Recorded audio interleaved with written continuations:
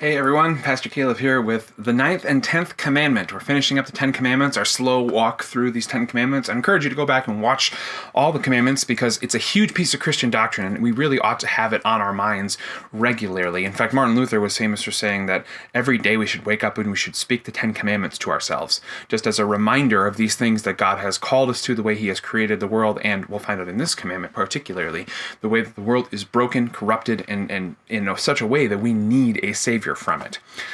So the 9th and 10th commandment today, you can follow along if you want to in the description of the video or podcast, but I'll just read them now very quickly. This is Deuteronomy 5, starting at verse 21. It says, "You shall not covet your neighbor's wife. You shall not set your desire on your neighbor's house or land, his male or female servant, his ox or donkey, or anything that belongs to your neighbor." So this is worded a little bit differently than how we maybe would think about them if we had the 10 Commandments listed. Remember, I talked briefly about how the commandments are numbered and how different traditions do the numbering system. In my tradition, the Lutheran tradition, we would say the 9th and 10th Commandments are separated, and the 9th being not covet your neighbor's house, and then 10th Commandment being his wife, workers, animals, or anything else that belongs to your neighbor. And one of the reasons the Lutherans have split the commandments that way, which they're not really well split in this section, and I think that shows you like kind of the difficulty here of actually splitting these two commandments. Neither here nor there, I suppose. But what the Lutherans are trying to do is they're talking about coveting inanimate things. So house stands in for inanimate things. And the 10th commandment, wife, workers, animals, stands in for any animate things. Whether that's a good distinction or not, that's just how we've ended up doing it. But the point here is the coveting.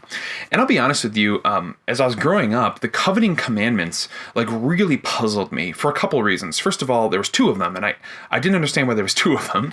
And then secondly, as I looked at my life, I could pretty much find an example of all the other commandments in my life, right? So, the concept of idolatry in the first commandment, or the concept of how I use my words in worship to God, which is in the second and third commandment, and how I treat my parents in the fourth, and how I treat my body or somebody else's body in the fifth. And you can think of murder, obviously, or in the sixth commandment, any sexual sin, seventh commandment, stealing, eighth commandment, lying or giving false testimony. You could find examples of those in my life. But when it came to coveting, I was like, I don't really understand that. What is that and why? How does that happen? And then how do I stop it? And then why are there two commandments about it? But I would submit to you that the 9th and 10th commandments are actually of the second table of the law, so the 4th through 10th commandment in the way that we number them, are maybe, arguably, the most important of the commandments, because the 9th and 10th commandment are the root of all the other sins in the 4th through 8th commandments. So let me see if I can expose this to you. Coveting is essentially the idea that I want something that I don't have. And this is as fundamental to the sinful human person as it possibly can be. The fact of the matter is, you are not happy. I am not happy. Every day I wake up and there are some things that are happy, but every day there are some things that are lacking. There are some things that I wish for. There are some things that I hope for. There are some things that I think if I work this way or do this thing or say this thing, then I'll get that thing. There are things years in the future that I'm wanting, and I'm thinking I will be happy if I have that thing. But the truth is, right now I'm not happy. And I have not been happy ever since I was born. And as obvious as that should be to us, we're so unwilling to admit it. In a North American culture like ours, where we are so rich, we are so blessed with so many things, we can buy almost anything we want, we're not happy. And that's because of what the 9th and 10th commandment are teaching us. They're teaching us that at the root, there is a fundamental problem with creation, with me and with the world. And that is that the world no longer has the resources to fulfill me with happiness in the way that I desire to be happy. You could think about it like, two cups, and they're both less than half full. Even if you pour out one of the less than half full cups into the other less than half full cup, it's not going to completely fill up the cup. And there's nothing left in this cup in order to actually get that cup full. You think of humanity in the world this way. Human beings are constantly unhappy. And they're looking to the world to make them happy, but the world does not have the resources in order to make them happy. And so what they try to do is they keep trying to take from the world and take from the world and take from the world. And they're emptying out this cup, but eventually they're going to realize there's not enough left in this cup in order to fill them up. And if you want to extend this out to like the way that humanity exists together in the human community, like not only am I just taking from the world, but I'm actually literally taking from other people's cups, right? Especially when it comes to things like my wealth or my standard of living or the experiences that I can have. Like, there is a certain sense in which, because I have, other people don't have. And yet even I I make less than the median income of Mississauga, but Mississauga is a really rich city. And the fact is, at my income level, I am in the top 1% of all the people in the world as far as my riches. And I am not happy. I don't know how much money you make, but if you live in this country, you're among the richest people in the world, and yet you're not happy. And I think that should lead us to realize what these 10 commandments are trying to teach us as sinful people. That is that these things are not ways to fix your life. They are not ways to get better at living or be more pleasing to God. They are the wall in which you run into that reminds you daily that you are not good enough for God. Your sin separates you from God. You have broken the world. You and I daily corrupt the world even more than it already has been corrupted by our fathers and forefathers before us. And that ought to draw our minds to Jesus, who came into this world to absorb the evil, absorb the corruption, bring it into himself and bury it in the ground, so that by faith we could walk in a way that is, well, maybe not happy in the sense of like a high soaring emotion, but the way the Bible talks about it, which is joy. And joy is also not a high soaring emotion. Joy is the idea of comfort, of it's okay. It's going to be fine. I have a deep-seated sense of peace, a durable core, a foundation of certainty in Jesus that says even though I may not be happy about today because of whatever things happened or didn't happen, I have that durable core in Jesus. You shall not covet is the reminder that every day I covet. And whether it's animate things or inanimate things, I ought to have my mind drawn to the only way that I can ever find the peace that my heart longs for in Jesus.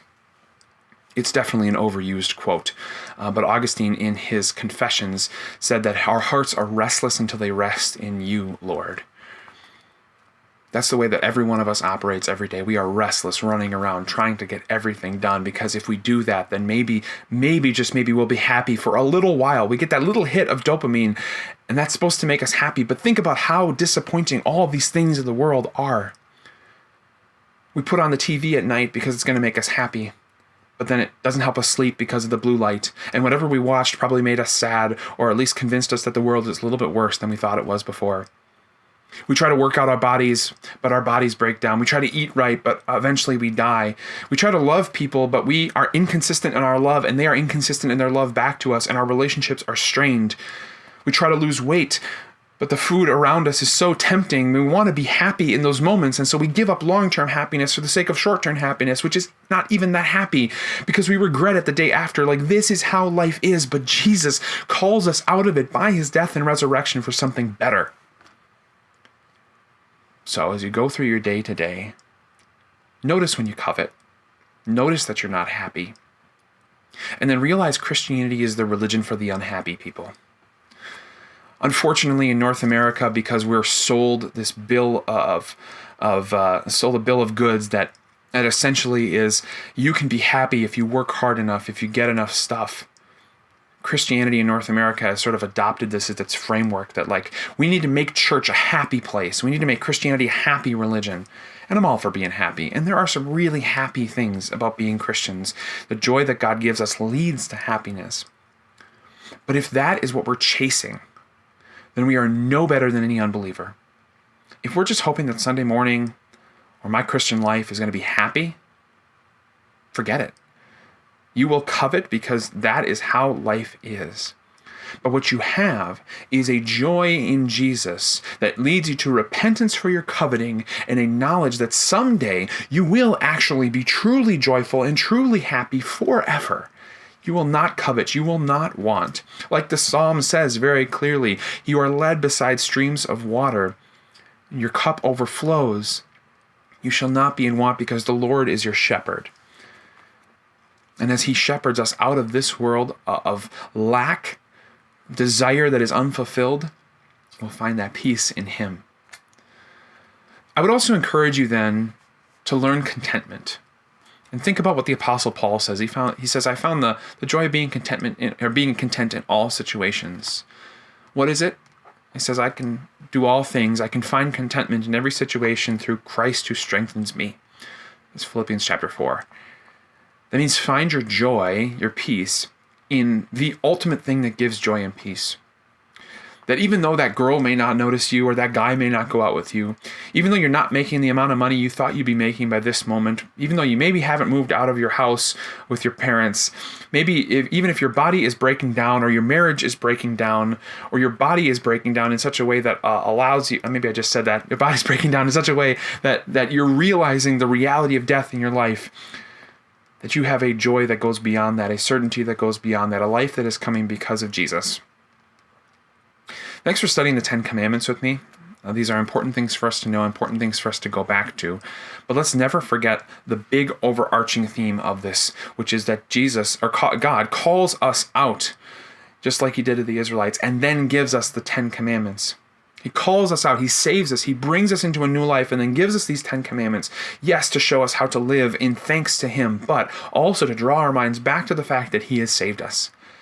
And that grace will change our hearts, will lead us into these actions. Hope that's helpful. I look forward to studying with you next time as we start to pick up the pace again now that we're done with the 10 Commandments in Deuteronomy. If you like what we're doing, make sure you share it, subscribe to it, and click on the links that are on the screen if you're on YouTube so that you can see some other things that we've been doing. We'll catch you next time.